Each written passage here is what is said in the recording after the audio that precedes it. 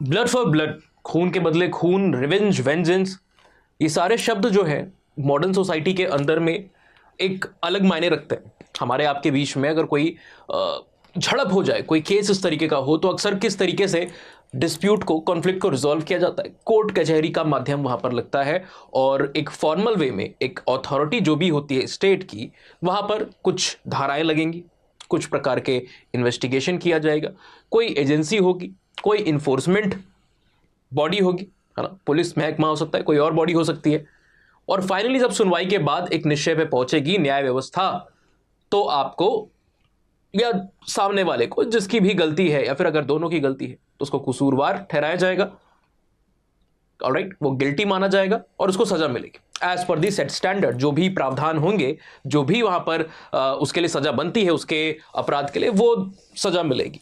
But primitive society के बीच में मैंने क्लास वीडियो भी बनाया था कि सोशल कंट्रोल किस तरीके से होता है, पॉलिटिक्स किस तरीके से चलती है ट्राइबल्स के बीच में। अगर आपने नहीं देखा है तो जरूर हमारी प्लेलिस्ट के अंदर में जाकर के आप देखिएगा। आज हम बात करने वाले हैं कि अफ्रीका के रीजन में, जो हॉर्न ऑफ अफ्रीका आप देखते हो ना अक्सर, ईस्टर्न अफ्रीका के पार्ट, वहां पर एक कंट्री है जिसको सूडान आप कहते हो। सूडान के दक्षिणी भाग में आप चले जाओगे, साउथ सूडान में, वहां पर आपको दो ट्राइब देखने को मिलती है, दो जनजातियां। जैसे हमारे यहाँ इतनी सारी जनजातियां हैं, as per the census of 2011 देश में 715 से भी ज्यादा शेड्यूल ट्राइब्स हमें देखने को मिल रही होती हैं, जिनकी जनसंख्या कुल मिलाकर के देश की टोटल आबादी की 8.6% आपको देखने को मिलती है, यानी कि लगभग 10 करोड़ से ज्यादा। और अभी तो सेंसस हुआ भी नहीं है, पिछले 10-12 सालों से हमारा सेंसस हुआ नहीं, तो इन ऑल सर्टेनिटी अगला सेंसस आएगा तब तक ये नंबर और भी बड़ा हो चुका। ये तो हमारे देश की बात है। हमारे देश के ही सिमिलर या फिर इवन उससे भी ज्यादा प्रिमिटिव जो जनजातियां हैं, सिंपल सोसाइटीज जो हैं, वो आपको अफ्रीका में देखने को मिलती हैं। और सूडान, जो कि ऐसी कई सारी जनजातियों के लिए जाना जाता है, वहां की दो बहुत बड़ी जनजातियां जिनका मैंने अभी जिक्र किया, एक जिसको आप नुअर कहते हो और दूसरा जिनको हम डिनका कहते हैं।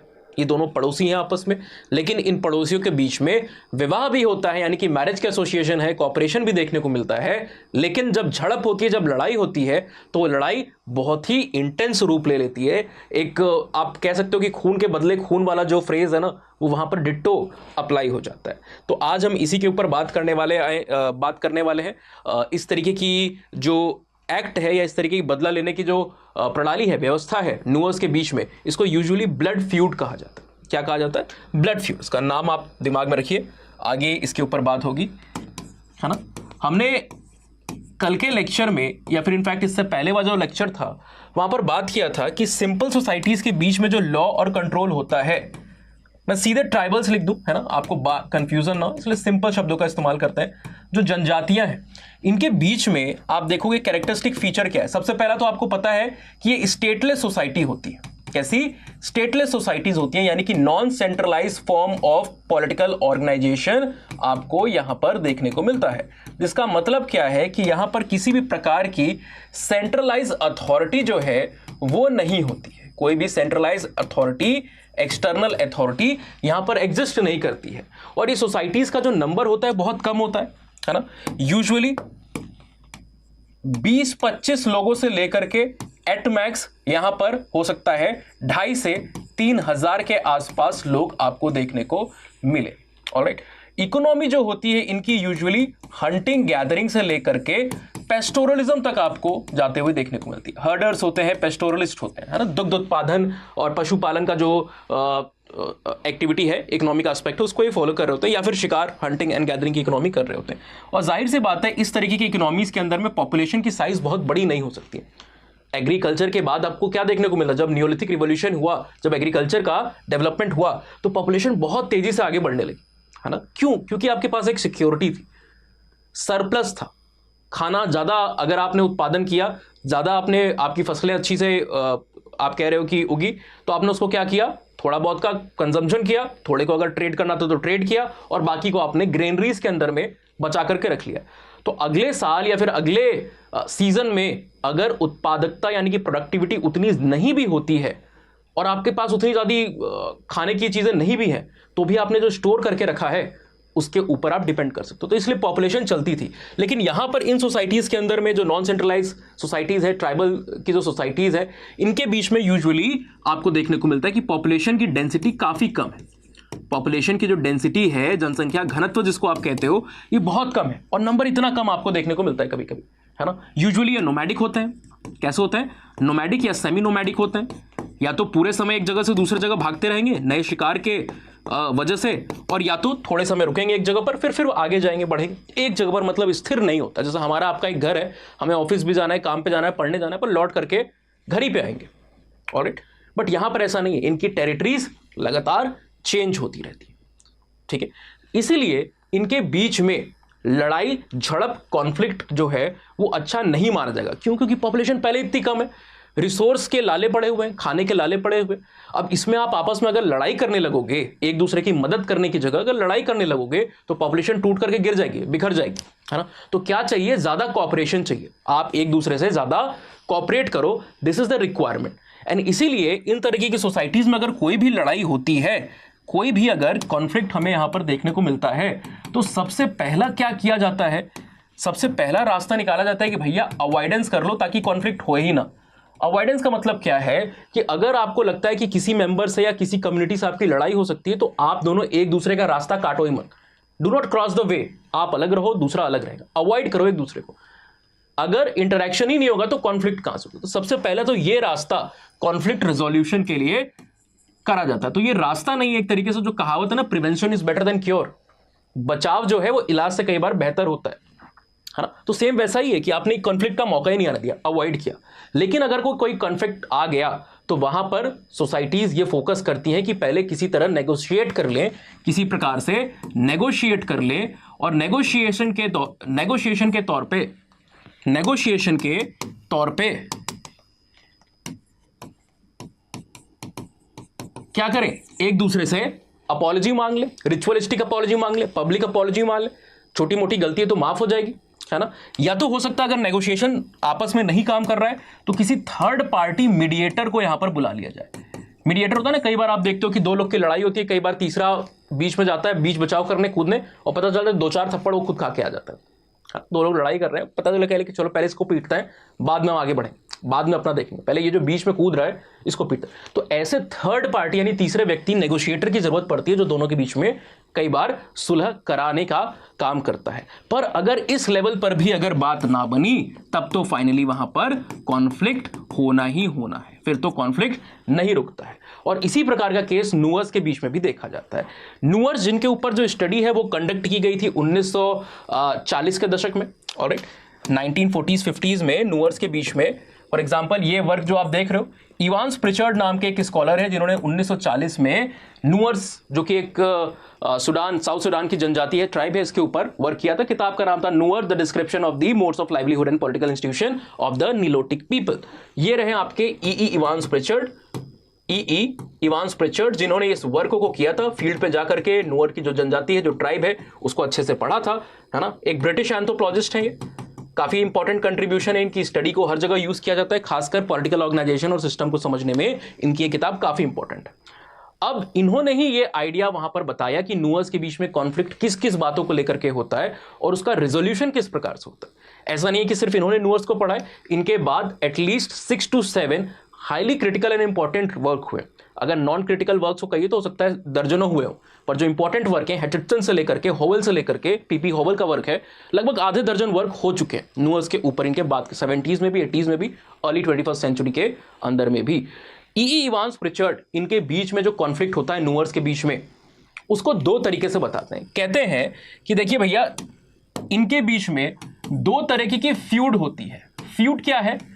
एक तरीके से आप कह लीजिए झड़प, हिंदी का अगर टर्म अगर आप यूज करना है, या फिर किसी प्रकार की हॉस्टिलिटी, है ना। हॉस्टिलिटी से आप इसको रिलेट करके देख सकते हो, जहां पर कई बार मर्डर्स हो रहे हैं।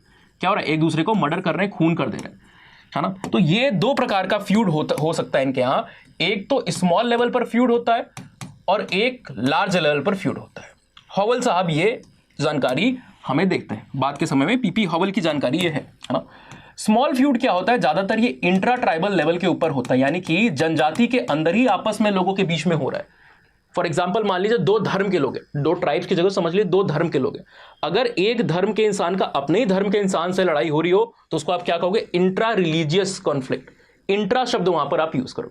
वैसे ही ट्राइब के बीच में अपने ट्राइबल्स जो भाई बहन उनके साथ लड़ाई हो रही है खुद की कम्युनिटी में, तो क्या इंट्रा ट्राइबल। बाहर की कम्युनिटी में यानी कि एक ट्राइब का दूसरे ट्राइब के साथ नुअर्स का डिनकास के साथ जब लड़ाई होगी तो इसको आप क्या कहोगे, इसको आप inter tribal type of conflict या वॉरफेयर कह रहे होते हो। तो इंट्रा ट्राइबल जो है ये तो बहुत बड़े मतलब लेवल पर नहीं होती है और यूजुअली यहां पर नेगोशिएशन आपका हो जाता है, यहां पर नेगोशिएशन हो जाता है। अब ये नेगोशिएशन जो जर्नी है ये काफी अपने आप में इंटरेस्टिंग है। ऐसा नहीं होता कि एक पार्टी ने कुछ गलत कर दिया और सीधे जाकर के सामने वाले से सॉरी मांग ली। पहले तो आप ये समझ लीजिए कि ये जो कॉन्फ्लिक्ट है, ये जो फ्यूड है, इसके रीजंस क्या है ना, किन वजहों के कारण ये फ्यूड आपको यहां पर देखने को मिल रहा है। तो मैं बोर्ड को दो भाग में बांट देता हूं और यहां पर रीजंस आपको बता देता हूं। समझ लीजिए कि जो मेजर रीजंस इवांस प्रिचर्ड और बाकी लोगों ने बताए हैं। पहला तो भैया एडल्ट्री है ना, एडल्ट्री जो है ये एक इंपॉर्टेंट रीजन है। एडल्ट्री हिंदी में इसको व्यभिचार कहते हैं, या फिर इनफिडेलिटी, यानी कि जो पार्टनर्स हैं, कपल्स हैं, आपस बीच में एक दूसरे को धोखा अगर देते हुए पाए गए, शादी के बाहर किसी के साथ अगर फिजिकल रिलेशनशिप बनाते हुए पाए गए, वहां पर हो सकता है। अगर किसी ने किसी के बच्चे को मारा या पीटा, खासकर अगर छोटा बच्चा है ना, वो एक कॉन्फ्लिक्ट का विषय हो सकता है। अगर किसी ने जानबूझ के या गलती से किसी की काऊ को, यानी कि जो कैटल है, क्योंकि इनकी इकोनॉमी जो है नुअर्स की, मैंने शायद आपको बताया नहीं, नुअर्स क्या है, ये बेसिकली पेस्टोरलिस्ट है ना, इनकी इकोनॉमी जो है वो पेस्टोरलिस्ट है। और पेस्टोरलिस्ट इकोनॉमी है, इसलिए गाय भैंसों की इनके यहाँ पे बहुत इंपॉर्टेंस होती है, खासकर इस रीजन में जहां पर ये सदर्न पार्ट ऑफ सूडान में जहां पर ये रहते हैं, इस रीजन में मतलब फ्रीक्वेंट आपको शॉर्टेज या फिर फ्रीक्वेंट आपको फेमाइन लाइक कंडीशन देखने को मिलेंगी, है ना। पानी की आपूर्ति नहीं हो पाती है, जरूरी चीजें नहीं हो पाती है, तो बहुत इनकी जो कंडीशन है वो खराब रहती है, सोशियो इकोनॉमिक फैक्टर बहुत खराब रहता है। इसलिए इनके बीच में ये पेस्टोरलिस्ट जो है, गाय भैंस की अहमियत काफी ज्यादा है, राइट। और उन्हीं गाय भैंस को अगर कोई चुरा ले गया या गलती से या जानबूझ कर अगर मार देता है, तो वो भी एक फ्यूड यानी कि इस लड़ाई का एक रीजन बन सकता है, एक रीजन यहां पर बन सकता है, ऑलराइट। अपार्ट फ्रॉम दैट और यहां पर भी कई तरीके की और वजहें हो सकती है। फॉर एग्जाम्पल जो पास्चरिंग राइट्स हैं, है ना, या फिर वाटर यूज के, पास्चर यानी कि गाय भैंसे जो हैं, जो कैटल्स हैं, जो जानवर हैं, लाइफ स्टॉक जो है, उसको भी तो कुछ खाना है ना, बिना खाए तो किसी का काम नहीं चलता है। तो जानवर जो ग्रेजिंग एरिया होता है उसको क्या करते हैं, ग्रेज करते हैं, यानी हिंदी में उसके लिए चरना टर्म यूज होता है, और चराने वालों को चरवाहे भी कई बार कहा जाता है। Although it is a community also, चरवाहा एक कम्युनिटी के तौर पर भी देनी जाती है, पर एक एक्टिविटी के तौर पर भी आप इस टर्मोलॉजी को वहां पर यूज करते हो। नाउ अब एक एरिया अगर आपका पूरा खत्म हो गया, यानी कि आप जितनी भी घासें थी वो कंज्यूम कर ली कैटल्स ने, कुछ हफ्ते, कुछ महीने में, एक आध महीने में, अब आप आगे लेकर के जाओगे, तो ये जो रिसोर्स है, ये एरिया जहां पर ग्रीनरी है, ग्रेजिंग लैंड है, इसकी काफी कमी है। अब इसके पीछे लड़ाई होती है कि किसकी गाय भैंसे वहां पर ग्रेज करेंगे, है ना। प्लस वाटर रिसोर्सेज, कहीं पे कुआं है, कोई पॉन्ड है, कोई वाटर का सोर्स है, उसके ऊपर भी किसका एक्सेस रहेगा, आपकी कम्युनिटी का, मेरे कम्युनिटी का, या किसी और ट्राइब का, या आपकी ट्राइब का, इसके पीछे भी कॉन्फ्लिक्ट होता है। तो वाटर रिसोर्सेज और पास्चर लैंड जो है, इसके ऊपर भी लड़ाइयां कई बार आपको देखने को मिलती हैं। अपार्ट फ्रॉम दैट, जो आपका अगर हमने किसी से कुछ बोरो किया, उधार लिया, है ना, खासकर ये उधार जो लिया गया, ये डांस ऑर्नामेंट के, नृत्य से रिलेटेड, इनके बीच में जैसे ट्राइबल्स के अपने अपने फोक आर्ट होते हैं, फोक डांसेस होते हैं, है ना, तो उससे रिलेटेड अगर कोई ऑर्नामेंट किसी ने अगर बोरो किया, बिना पूछे आपसे उठा करके लेता है, या बाद में आपको बता रहे थोड़े समय बाद कि मैंने ही आपका उठा ले गया था, मैं आपसे उधार ले रहा हूं, बाद में दे दूंगा, तो एक तरीके से उधार नहीं, चोरी हुआ है ना। उधार ले रहे हो आप, पहले पूछते हो, बाद में थोड़ा ना कहते उठा के ले गए, फिर आप एक हफ्ते कह रहे हो यार पिछले हफ्ते मैंने तुम्हारा ये उठा के ले गया था और अभी तो मैं इसको यूज कर रहा हूँ, थोड़े समय बाद दूंगा। तो इसके लेवल पर भी दे आर वेरी सेंसिटिव, और यहां पर भी उस डांस ऑर्नामेंट के लिए भी कई बार झड़प हो जाती है। अब अगर आपस में वो झड़प है इंट्रा ट्राइबल लेवल पर, अपने ही लोगों के बीच में है, तो नेगोशिएशन होता है, पर नेगोशिएशन वो डायरेक्टली नहीं करते। फॉर एग्जाम्पल मान लीजिए कि किसी ने किसी का मर्डर कर दिया है ना, एक एक्स की फैमिली है और दूसरी वाई की फैमिली है। एक्स की फैमिली जो है उसने वाई के, या फिर एक्स जो मेंबर है उसने वाई का यहां पर मर्डर कर दिया, ठीक है, एक्स ने वाई का मर्डर कर दिया। अब इसको पता है कि तुरंत यहां पर ये ब्लड फ्यूड शुरू हो जाएगी, ये ब्लड फॉर ब्लड जो खून वाला है, ये सिलसिला आपका पूरी तरीके से शुरू हो जाएगा। अब इस क्या करना है, इसको बचने के लिए क्या करना होगा, एक इंडिविजुअल के पास जाना होगा जो कि कहलाता है इनके बीच में leopard skin chief. Leopard skin chief ये एक क्या है, ये एक मीडिएटर का रूप, ये एक स्पेशलिस्ट है, कल्चरल स्पेशलिस्ट है, जिसकी भूमिका कई सारे रिचुअल्स और राइट में भी होती है, बट प्राइमरी भूमिका इनकी एक नेगोशिएटर, एक मीडिएटर के तौर पे, ये मीडिएट कराते हैं दोनों के बीच में। तो तुरंत भाग करके इनके घर में जाएगा लेपर्ड स्किन चीफ, और इनकी पोजीशन थोड़ी सी हाई होती है, रिस्पेक्ट होती है लोगों के बीच में, लोगों की नजर में इनकी काफी रिस्पेक्ट होती है। अब जैसे ही वाई की फैमिली को पता चला, वाई की फैमिली को हम यहाँ पर वाई नॉट से दिखा दे रहे हैं, ठीक है, वाई नॉट वाई की फैमिली है और एक्स नॉट एक्स की फैमिली रहने ही देता है, ठीक है। तो वाई नॉट को जैसे ही पता चला, वो तुरंत इनके लिए बहुत बड़ी ये एक रेप्यूटेशन का विषय हो जाता है कि अगर इन्होंने बदला नहीं लिया तो बदला लेना is linked to the reputation. अगर बदला नहीं लेते हैं तो इनकी इमेज सोसाइटी के अंदर में गिर जाएगी। तो तुरंत वो ढूंढने लगते हैं एक्स को, उसके रिश्तेदारों, बाकी लोगों से, जहां जहां पता लगाते हैं। उनको पता होता है कि वो जाकर के छुपा होगा लेपर्ड स्किन चीफ के यहाँ पर। तुरंत ये लेपर्ड स्किन चीफ के यहाँ जाते हैं और वहां पर जाकर के कई दिनों तक क्या करते हैं, इंतजार करना शुरू करते हैं। और बैकड्रॉप में लेपर्ड स्क्रीन चीफ के यहाँ भी कई सारी चीजें हो रही हैं। फॉर एग्जांपल, जैसे ही इसके घर के अंदर में ये एक्स इंडिविजुअल जिसने मर्डर किया है ना, इसको यहाँ पर इनकी खुद की भाषा में जिथुंगे बोलते हैं, जिथुंगा या फिर जिथुंगे बोलते हैं, जिसने मर्डर किया है ना, और जिसका मर्डर हुआ है उसकी फैमिली, उसकी कम्युनिटी के लिए जिरान शब्द का इस्तेमाल होता है। अभी हम यहाँ पर इसको एग्जामिनेशन पर्सपेक्टिव से नहीं पढ़ रहे हैं, एक कंसेप्ट के तौर पे, एक इंटरेस्टिंग आप कह सकते हो आइडिया के तौर पे पढ़ रहे हैं, इसलिए मैं टर्म्स को बहुत ज़्यादा एम्फेसाइज नहीं कर रहा हूँ। हमारी जो एंथ्रोपोलॉजी फिंगर टिप्स वाली सीरीज और बाकी सीरीज के अंदर में वहाँ टर्म्स को भी आपको लिखना होता है। फॉर एग्जांपल, अगर आप एंथ्रोपोलॉजी यूपीएससी के लिए पढ़ाई कर रहे हो तो हम कई बार इनरिचमेंट के लेक्चर्स में इन चीज़ों को इंक्लूड करते हैं। तो ये जिथुंगे और जो जिरान है, इनके बीच का ये कॉन्फ्लिक्ट है। अब जो एक्स मेंबर था जिसने वहाँ पर मारा है ना, वो आकर के यहाँ पर छुप गया। याद रखिएगा, जो मारने वाला है उसकी फैमिली को जिथुंगे कह रहे हैं, जिसकी फैमिली में किसी इंडिविजुअल की डेथ हुई उसको जिरान कह रहे हैं। तो ये एक्स इंडिविजुअल जो है आकर के लेपर्ड स्किन चीफ के यहाँ छुप गया, और जब तक उसकी बॉडी से खून का एक एक कतरा साफ नहीं हो जाता है, ब्लड की एक एक ड्रॉप अगर कहीं पे लगी है कपड़ों पे, हाथ पैर पे, वो साफ नहीं हो जाती है, स्टेन पूरी तरीके से, ब्लड स्टेन जब तक रिमूव नहीं हो जाता है, तब तक वो खाने छोड़िए, पीने का भी, भले जितनी एंजाइटी हो रही हो, जितनी घबराहट हो रही हो, डर लग रहा हो, पानी तक पीना अलाउड नहीं है, पानी भी वो नहीं पिएगा, सब कुछ छोड़ छाड़ के। जब पूरी साफ सफाई हो गई तो ये लेपर्ड स्किन चीफ एक प्रकार की रिचुअल को कंडक्ट कराता है, एक प्रकार की रिचुअल को कंडक्ट कराता है, जहां पर एक शार्प स्पीयर से, एक फिशिंग स्पीयर से आमतौर पर क्या किया जाता है, कुछ इंसीजन किए जाते हैं इसके हाथों वगैरह के ऊपर, है ना। इंसीजन मतलब एक मार्क बनाया जाता है, जिसको यूजुअली मार्क ऑफ केन के साथ, क्योंकि क्रिश्चियनिटी का भी अच्छा खासा प्रभाव पड़ा है मिड 20th सेंचुरी से लेकर के even early decade of the 20th century में।